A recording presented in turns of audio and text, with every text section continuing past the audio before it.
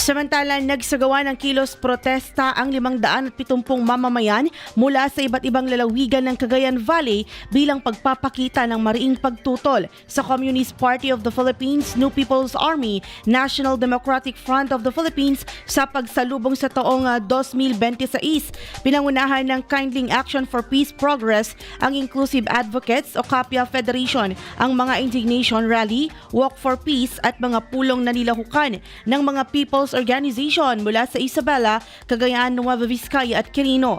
Tinuligsa ng mga kalahok ang umunoy propaganda ng armadong pakikibaka na sinasabing nagdulot ng matagal na kaguluhan at kawalan ng kaunlaran sa bansa.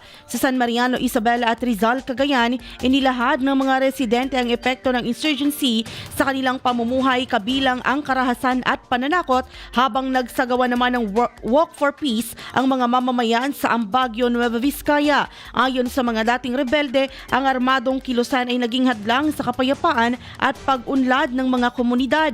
Nanawagan ng mga grupo sa publiko na magkaisa at manatiling mapagmatsyag, iginiit na walang lugar ang armadong pakikibaka sa Rehiyon 2 at pinagtibay ang kanilang paninindigan para sa kapayapaan sa pamamagitan ng mapayapa at legal na paraan.